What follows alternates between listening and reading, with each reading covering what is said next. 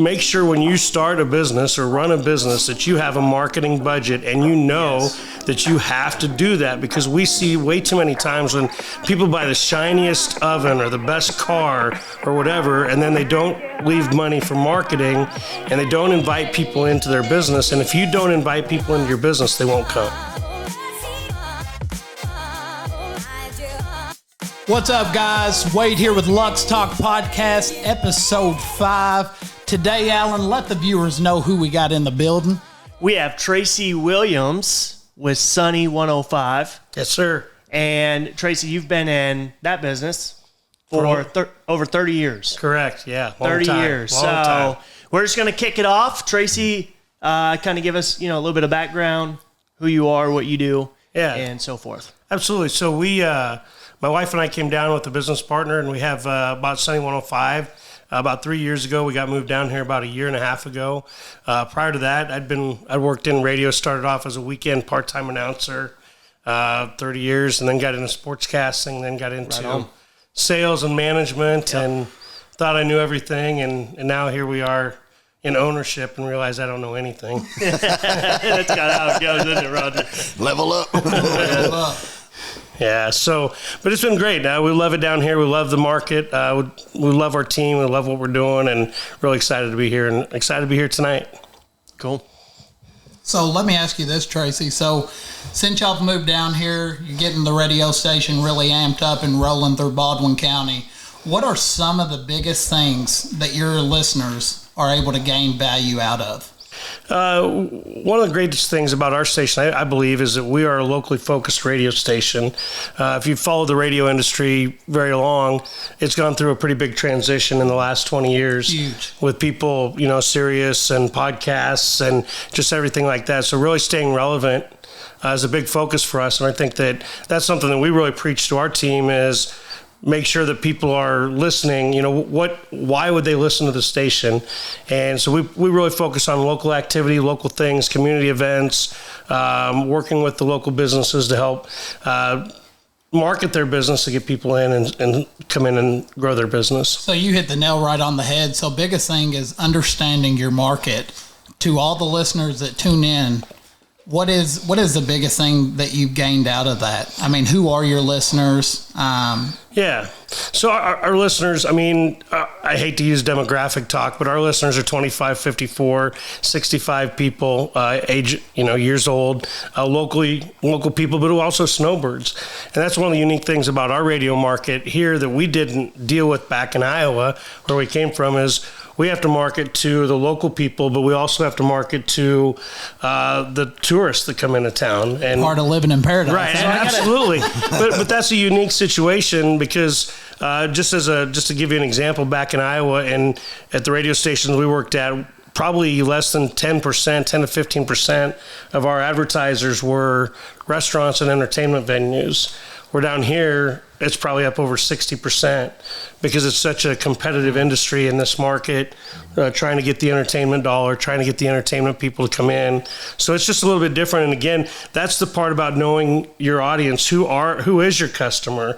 And if you don't know that, and unfortunately we see a lot of people who don't know that, if you don't really know who you're going after, who your marketing person you need to market to, you're kind of behind the eight ball. And it's different based on where you're at location wise. Because in Iowa, so it's interesting. Like I do a lot of digital, run ads, meta ads, primarily home service industry, things of that nature. And in Iowa, like my brother, for instance, is absolutely dominating the market simply because he's basically changing the way that people advertise.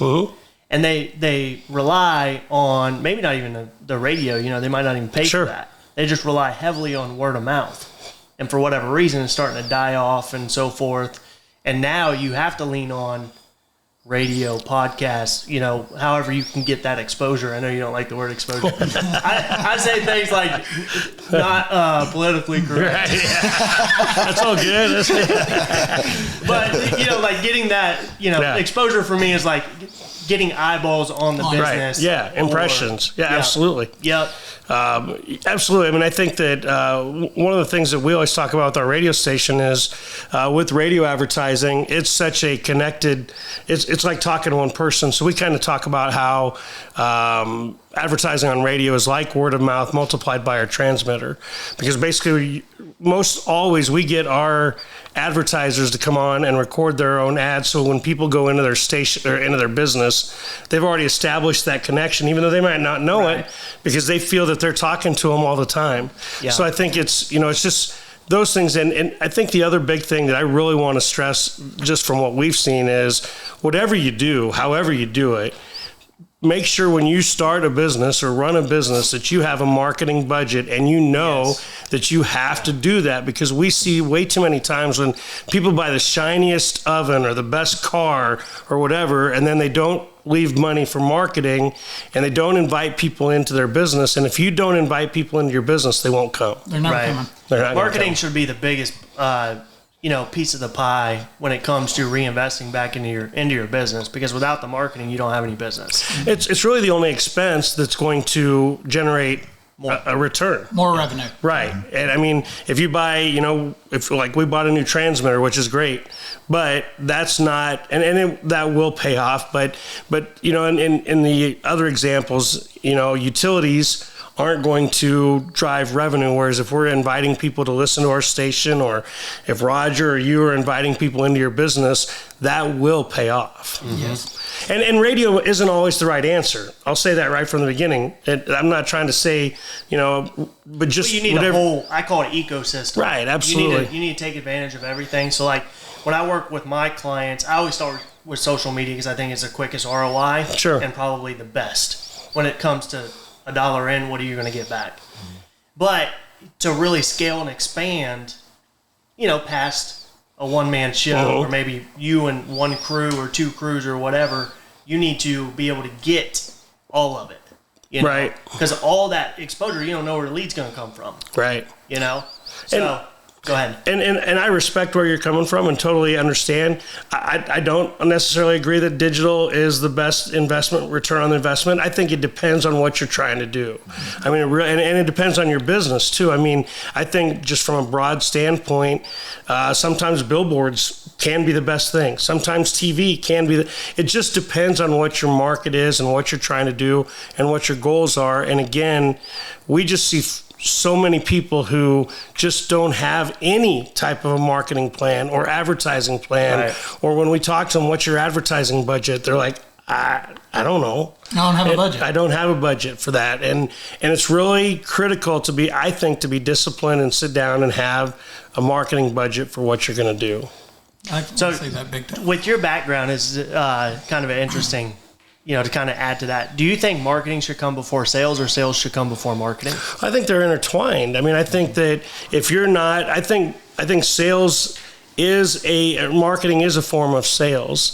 To me, another thing that we use in the radio world is if you're marketing, if you're running ads, that's like another salesperson sometimes, because if you have a special, you can advertise that on the radio, and that becomes an extension of your sales staff. Right. So I think, I hate to be it sounds like I'm kind of wishy-washy wavy, but it's hard. I think it really just depends on what you're trying to do and what your goals are. But I just keep circling back to it, but you got to have goals. Yeah. Well, not all markets are created equally. And what they've truly created here, and it's the voice of paradise, right? It is, absolutely. So what they've done different, and I'm an entrepreneur that owns stores in several different states. Yep. Now, my belief in radio wasn't that I didn't believe in radio. But I believe in doing business with people who do business with me. And for me, the best thing that came out of Rotary was Mary and Tracey. I met them at Rotary. There's not too many people. So people that don't know what Rotary is, because I didn't know when someone told me when I moved down here, hey, you should come and check out the Rotary Club. And I'm like, the hell's a Rotary Club? You know what I mean? It's just a group of professionals and networking. It's a service club. It's a service club. Right. And so I'm going around the room, and I just came down here, and I came from a Rotary Club in Hot Springs that you had to wear a suit and a tie and sports coat. And so I walk into the restaurant and I walk into this group of people that look like an AA meeting. Like, they got flippy floppies on and tropical shirts. And I'm like, well, I've come into the wrong meeting. And they're looking at me like, you've came into the wrong meeting. And I'm like, no, I had my Rotary pin on and everything. And I found out they were Rotary. And so I'm going around the room, lawyer, real estate agent, attorney, I just typical business folks, and I come across and they're like, yeah, we own a radio station. I said, excuse me? A radio station? You own a radio? That's still a thing? Cool, like, that's still a thing? Yeah. It's like Vinyl Records making a comeback. I mean, you almost, it was, I thought it was the coolest thing ever. And so we headed off. They came down to our store. We went and had dinner that night. And of course, they bought some products from us. And he said, well, let's sit down and let's talk about the radio. Well, I still hadn't even listened to the radio because I'm like everybody else. It's 2023 at the time. So I've got Spotify and Pandora and all these different things. But I turned on the radio for the first time in a long time, and it took me back in time. It really did. Well, radio is now on Spotify and all that, right? Can't you get on stations? You can some. I mean, we're not. We have an app. Okay. But you have to be one of the big stations. Okay, I see. So, and I think Roger, and I don't mean to cut you off. No, you're fine. But I think one of the things that's really unique kind of goes back to what I was talking about. Everybody has a different needs and different plans. And when we sat down with Roger and Amy and talked about what they needed to do or what their goals were, we came up with a completely different campaign than we would do with most people. We started doing interviews. Is how we did it, and we would sit down and do a 45-minute interview, and then I had the wonderful task of cutting that down into a 60-second commercial. Oh God! Imagine listening like a bale of hay talking. That was y'all coming down here. That was a challenge, but when we got it done, they sounded great. And so again, when he would go out, and you told me this, when he would go out and talk to people, there'd be people that would say, "I know you," or I feel like we've talked, or I've heard whatever. But it was just hearing it on the radio. Oh, it was nuts because I'm still into the guerrilla marketing, and not necessarily because I want to, it's because that time I was broke. And so I'm still going door to door, putting cream on people and helping them sleep with gummies. And I'm in there, and this lady's like, I know you. And I go, no, I promise. I'm from Arkansas. I've never really been down here. She goes, no, I know you from somewhere. She goes, oh, you're the CBD guy on the radio.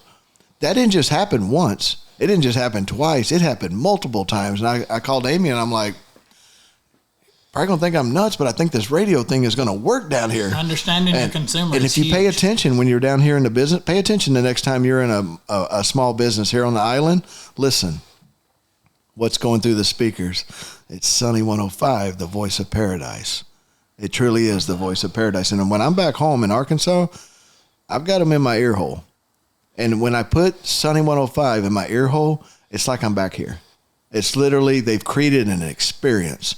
And people dig that. That's how most sales are generated nowadays, is the experience you're able to give the consumer, not just the product. Right. You know what I mean? Anybody can sit there and give the same product, but when you meet someone tried and true who is genuine, and they can talk to you, you know what I mean, more than just about the sale, it brings them in. You know what I mean? Because you're doing more than just selling them. You give them an experience with it. You know what I mean? It's huge. Well, and for him, it was important because they wanted to stand out in what they were doing because there's, competition, whatever. And so to be able to have them just talk about their product in a way that it wasn't trying to necessarily sell it, it was trying to just educate people.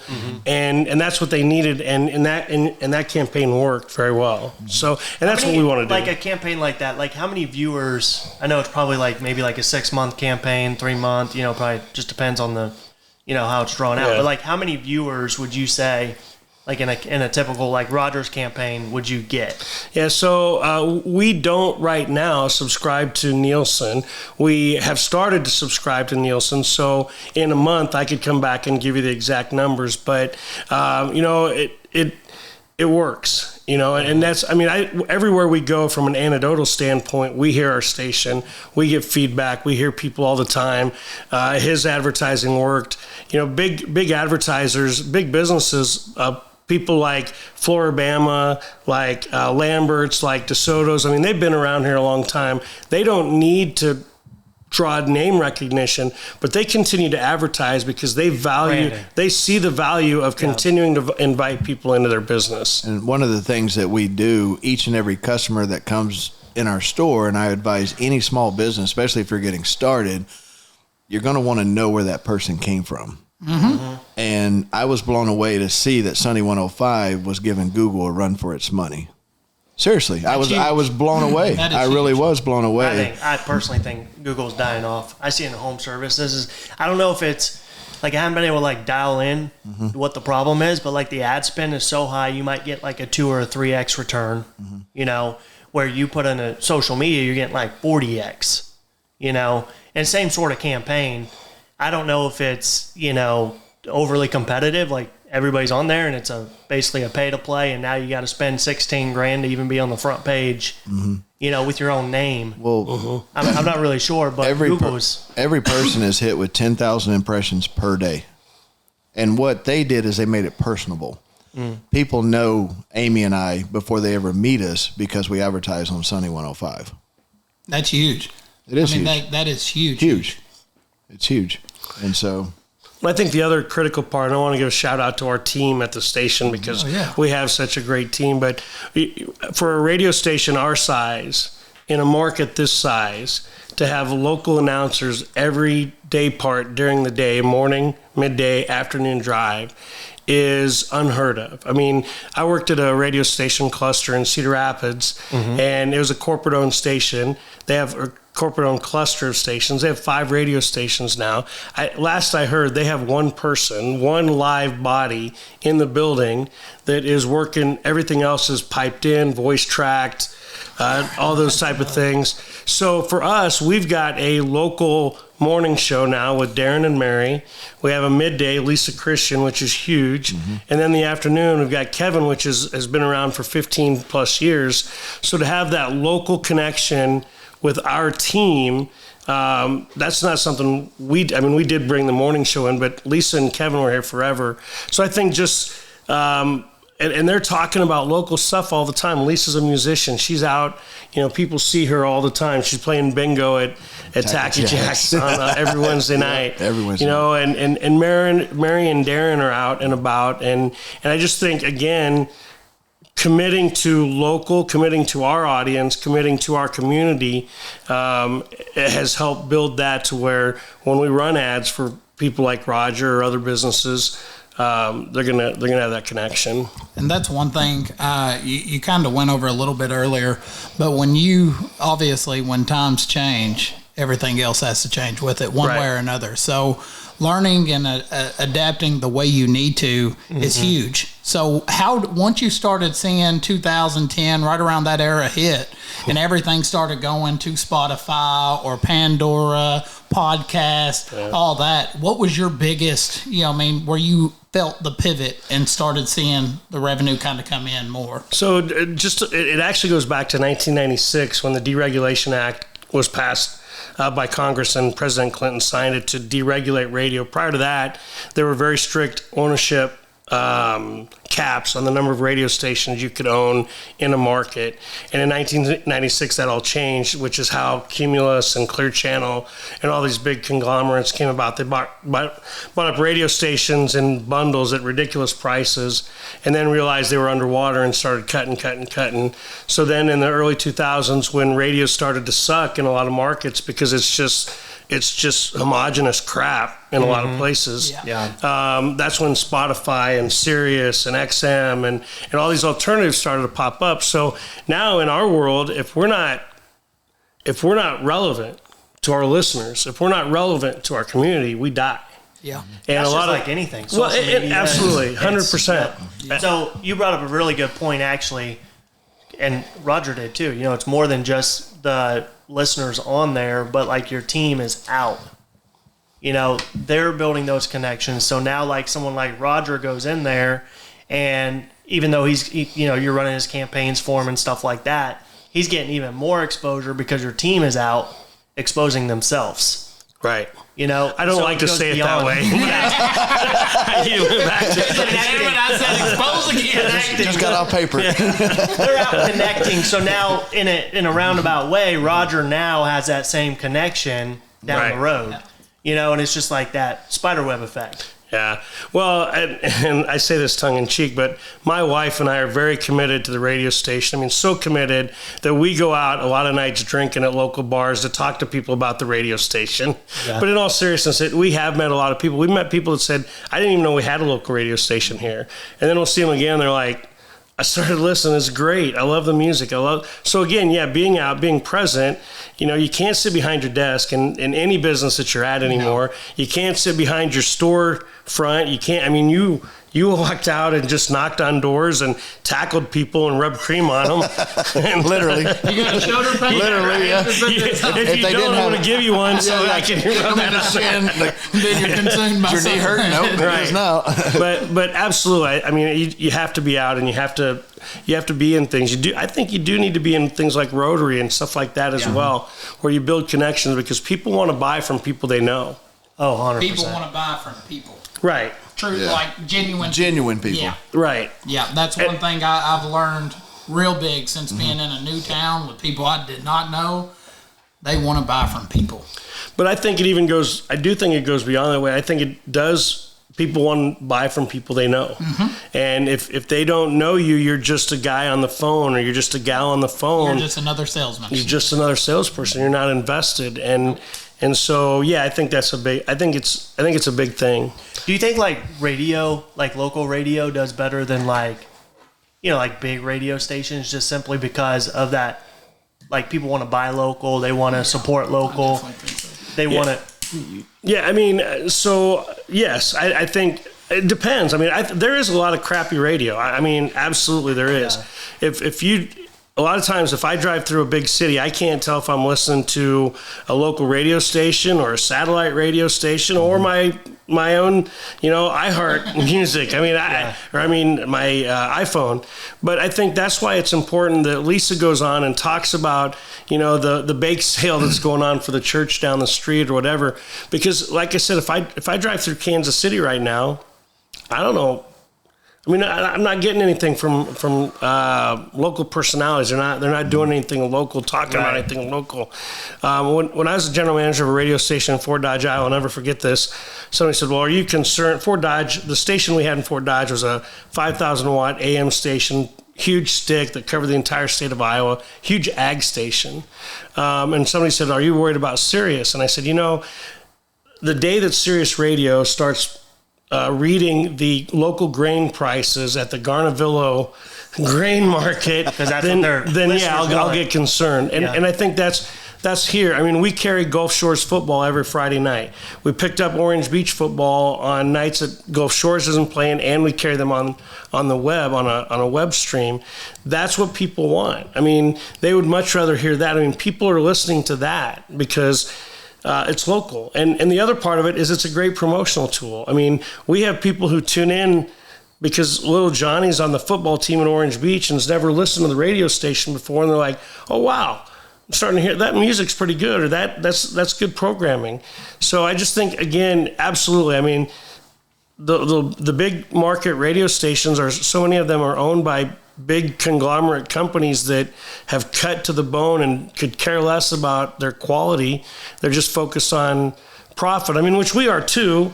Yeah, we're not a nonprofit. I mean, sometimes it feels like we are. That's business. Yeah, right. Business. Right. But we're there to make money too. Right. But you have to. I just think you just have to do those things. Yeah. Right. I agree. Especially down here. I think it comes to service over self. I think it's so cool. When I grew up in the 1900s, we had to listen to the football game on the radio.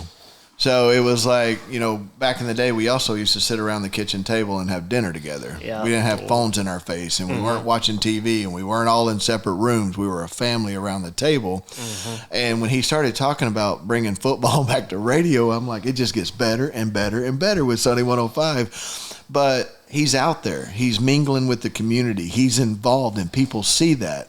You know what I mean? And so he becomes part of them, and he's not doing it for the profit. I know that for a fact. I know him personally. He's not doing it for the profit. I've heard you talk about this man more times than I have fingers. I'm working on the tattoo right now. But I see that, and I love to surround myself with people like him. And we need to talk more about Mary, because she is Definitely the one that keeps this thing going. And they created the morning show. And I tell people in the morning, it's so important. It's your mindset. Your mindset is your greatest asset. And too many people are picking up the remote control and turning on Fox News or the morning TV show. And if it bleeds, it leads. It's just negativity. Mm-hmm. Amy and I have our alarm set to 6:45, and we'll both come running out of the room, and then along comes Mary, because Mary's coming on the radio, and we both know what Mary's doing about 6:58. She's hauling butt through Gulf Shores. She's probably still doing her hair. Police officer, she's not speeding. She's doing the speed limit. She has her seatbelt on, but she'll just pull right into the radio station, and you can hear it in her voice when she comes in. 2 wheels up. And I remember, 2 wheels up, and I remember when they first started the morning show, how nervous she was. Yeah. I remember how nervous she was, and I'm like, you're going to kill it. Like, Mary is when people say that God broke the mold on somebody, Mary is one of those people. She is she truly loves her community. She loves what she does, and you can hear it in her voice, right? And I've watched her, what show number are they on now? It's over 100, right? Yeah, far over 100. So from 7 to 9 in the morning, you need to tune in and listen to what's happening. The music is amazing in itself, but it's the in-between. If I could fast forward, I can't wait to get to the next segment. What are they going to say? Because Darren is he's very talented.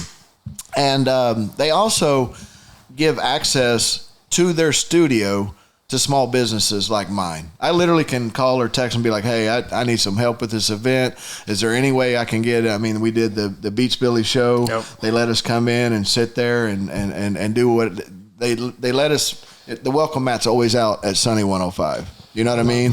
And that's so good too, because Josh is very big at he's filming here locally and stuff. Where he could be going all over, or his team could have him going all over. And it's huge.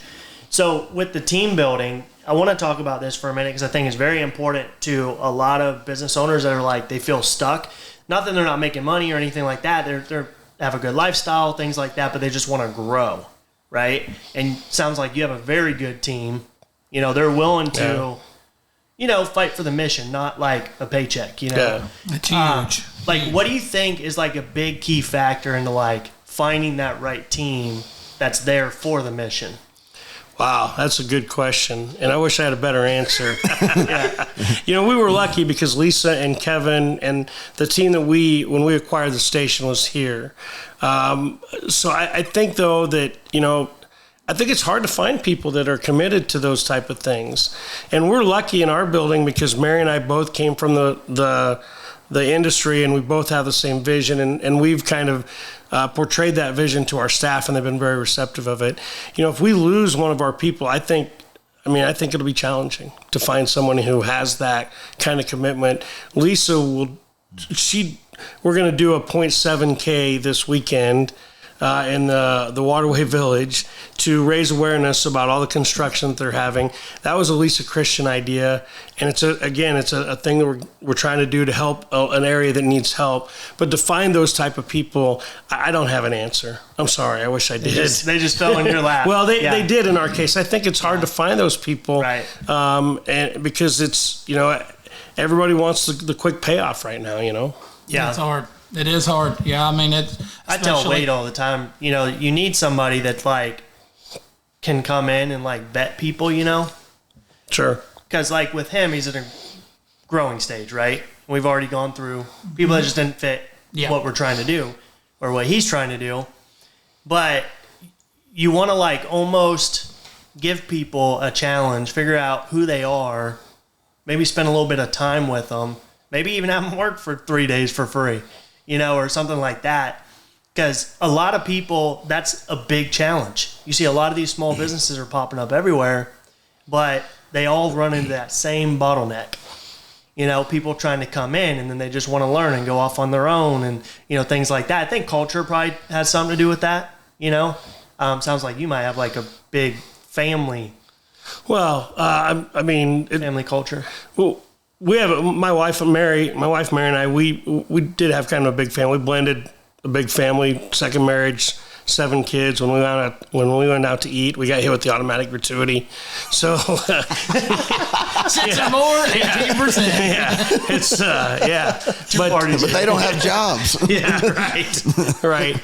But I think that we also had some great mentors when Mary worked for a gentleman that was a locally owned radio station for 20 plus years, and saw a lot. I worked for some great mentors that not always weren't locally owned, but they were great leaders and they were committed to the community in our industry. And then honestly, the flip side of that is true. I worked for some bosses and some leaders that I learned a lot from, but not what to do, but to do the opposite. Right. That's what I'm trying to say. Yeah. What not to do. And that we go by that a lot in our company right now too. This is what they did, so we should probably do the exact opposite. Yeah. But I think that we're blessed because we do have a good team. And I'm blessed because my wife and I were in the same industry. We met in the industry, and so we can talk the talk with each other. You do that. Sometimes it's good. Sometimes it's not great. Yeah. But for the most part, overall, we can bounce ideas off each other, and we know the industry. Right. That's huge. Yeah. Well, when you were talking family, though, you were talking work family. Yeah, right? work family. Because I was going to say, the way you put it, like your people that you have with your station. It sounds like you guys are. It's huge. You are tight knit. Spend a lot of time together outside of work, things of that nature. We really don't. I mean, I wish we did more, but everybody, we every year get together since we've taken over the station. We get together and do a strategic planning getaway retreat. It's not anything official, but we play a trivia game. I throw a silly trivia game together, which is kind of a training thing, just to kind of let them know. Because as an example, what percentage of adults do you think still listen to AM FM radio today? I would say 53%. Okay, go ahead. I won't be offended at all. 50. $1. right? No, let's go 45. 84%. Wow. According to Nielsen, 84% of people still listen to radio, AM and FM. It may not be you, but it is 84. Somebody. Yeah, 84% of people still, and it may only be for 3 hours. It may be for the football game. But they still listen. But I want to bring that up because those are the type of trivia questions that I throw into our little trivia game that we have as a staff. It's kind of an educating experience, but it's fun. We give away silly prizes. We gave away a rubber chicken once. We just do things like that just to kind of try to have fun. Are y'all hiring? and make it a fun environment, and we're very fortunate. Very fortunate. Yeah, that's my biggest thing now is, like Alan went over earlier, is building a work family. You know what I mean? Guys that are in here for the same objective as I am, and that's grow LUX Customs as big as we possibly can. So what's been your roadblock? I mean, what have you found? My thing was, I think kind of like Alan went over earlier, it's not that I always see bad intentions of everyone that come in with me. I think it's more or less they have a vision they had in their mind the whole time when they came in with me. Mm-hmm. So and I always say business is all about the pivot. Mm-hmm. And what I mean by that is shit comes up all the time. Sure. You know how business is. Absolutely. You know how business is. You know how business is. There is always a roadblock that is trying to stop you from your true success. Right. How are you going to pivot from it and make the best of it and grow to the next level? You know what I mean? And for a lot of people, it is. Yeah. Hire and slow, fire and fast. Yeah. You know what I mean? There's too many chances given out to people who aren't there for the right intentions. Yeah. 1, 2, I get it. But 3, 4, 5, 6, 7, it's time to go. Yeah, I agree with that. I think at the same time, one of the things that, and I had bosses that did this, is they always knew that I was going to go on. Yep. They always knew that I wasn't going to be in that position with them forever. I had a longer range, bigger plan, and they knew that. And so they wanted to get, however long I was there, they wanted to get the very best out of me. They wanted to teach me, train me, and get me to be the very best. But eventually they also knew that it was in my DNA that I was going to move on. Mm-hmm. And so they wanted to also prepare me and help me. And I think sometimes, I'm not saying you do this, but I think sometimes as managers and as bosses, we don't want people to move on because it's such a pain in the ass to hire people. Mm-hmm. But I think we also need to know that those people probably have a long-range plan too.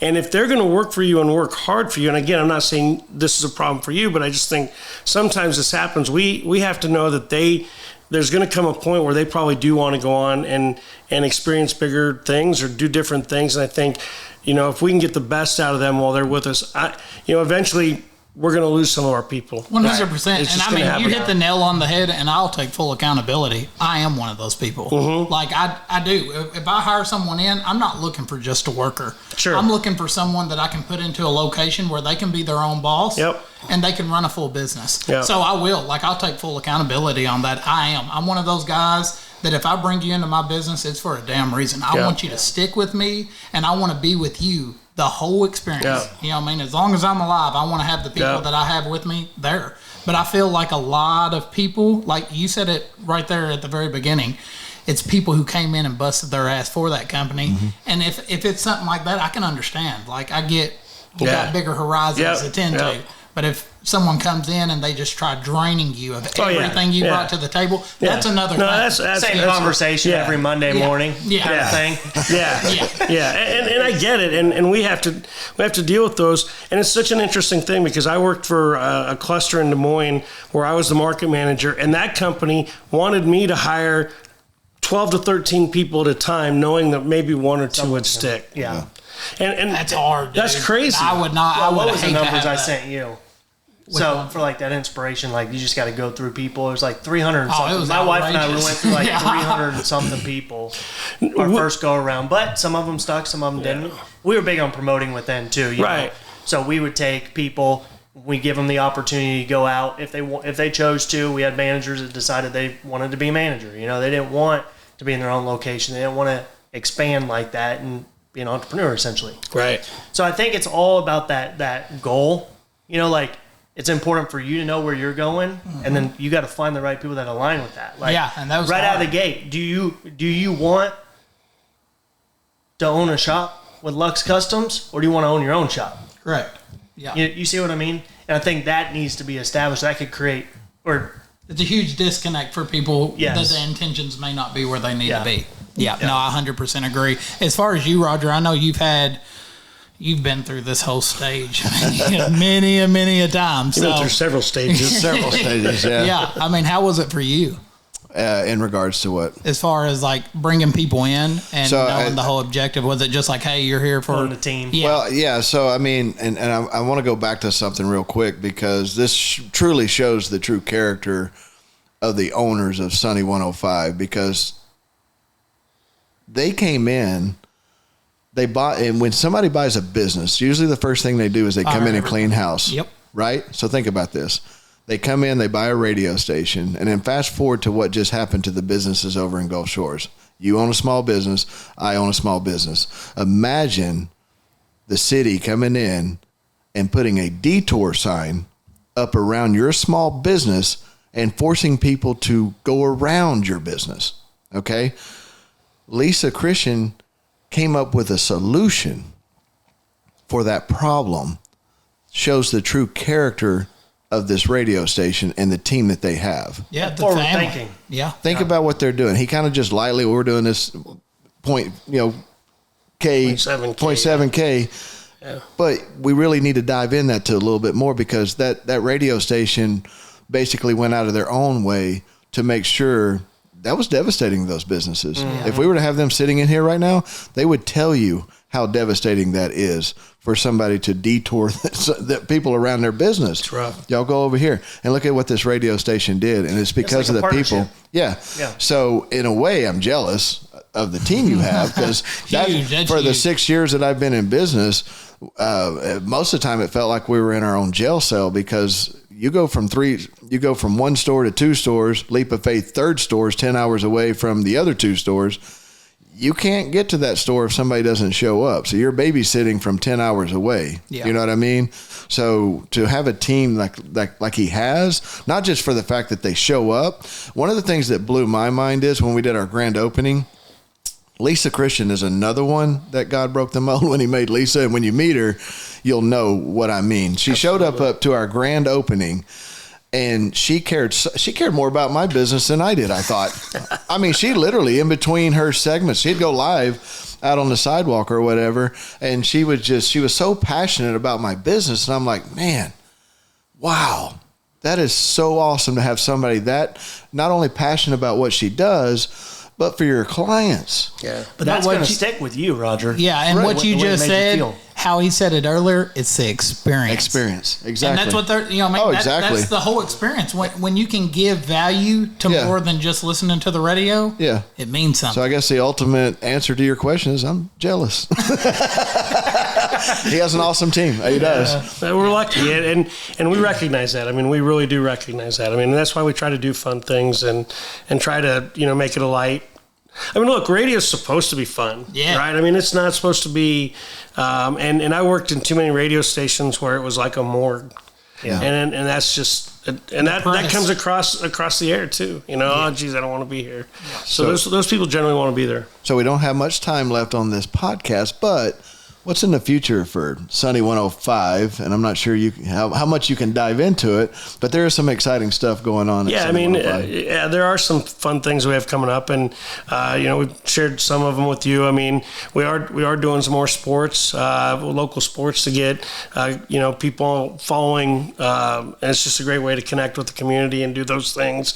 We've got it's not new, but we did put on a new transmitter to enhance our signal a little bit. So I mentioned we're going to subscribe to the Nielsen ratings. So we'll have some more research and things like that. But there are some other things down the road that you'll hear about, and I'll need to come on another podcast. Yeah, I can't wait for it, man. That's gonna be. I tried. That's all I can say is I tried. That's gonna be huge. I'm ready for it, man. Yeah. So, I think it'll be. So what is a transmitter? So transmitter is what transmits the radio station, the signal. So it's a pretty healthy investment. But that, again, there are some things that we've invested into our station because we feel the investment's great. Look, this area continues to grow. And as a radio station owner, with more and more businesses popping up, that's a good thing for us. Yeah. So we see this as a great market. Mm-hmm. So this area in general, I mean, blown up. And then we have the airport that's rolling. Huge. Yeah. That's what me and Alan were actually talking about earlier. I'd say within the next year to 2 years, Baldwin County has got to be on the map. Well, everybody's moving out of Florida too because of the property taxes and insurance. Yeah. Which insurance is Mary is the voice of the airport. Yeah, Mary is the voice of the airport. So I went in there to meet Jesse when I was trying to get him signed up with the Chamber of Commerce, and I go in there and there's nobody in there. It's such a small airport, and there's nobody. I can't find a janitor. I'm like, I don't know if I should go in this room, but I'm going to, and I'm like, hello. There's nobody in there. Controls of the watchtower. I'm standing there in the middle of the airport, and here comes Mary's voice over the intercom, and I'm like, what? Because I didn't know she had even gotten the gig and that she was on there, but I knew her voice as soon as I heard it. I thought, this is so freaking cool. Real quickly, I do want to echo what Roger said, and I'm not trying to kiss up to my wife, but Mary has been a very integral part of the growth of the radio station. She's on the air every morning. She's hugely involved in the chamber. She's involved in a Rotary. She did the Coastal Alabama Leadership League program through the chamber, which was huge, and I would recommend anybody to do. It helps with networking and marketing. And Mary certainly has become a big anchor in our radio station.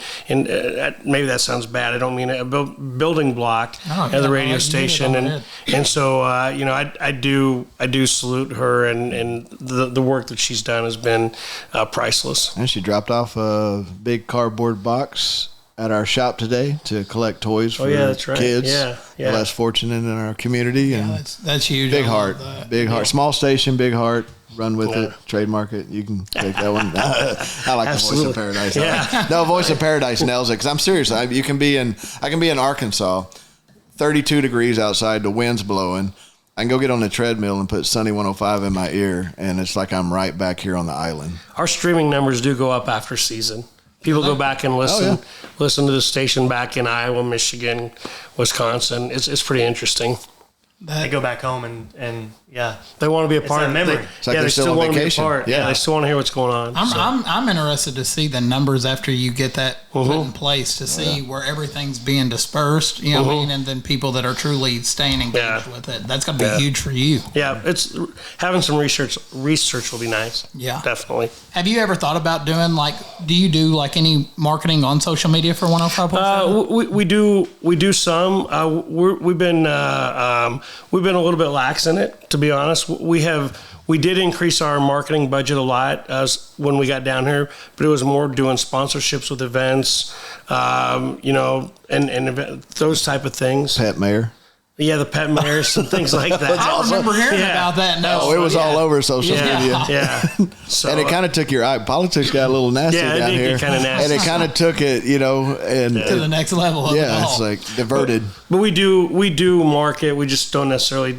We probably need to do more, just like everybody does. Yeah, Tracey, for the viewers at the end of this podcast, what is one piece of advice you really want to drive home to the viewers? Again, it goes back to if you have a business, sit down and make a marketing budget, whether you use radio or digital or TV or billboard. Or a mix. Right. Absolutely.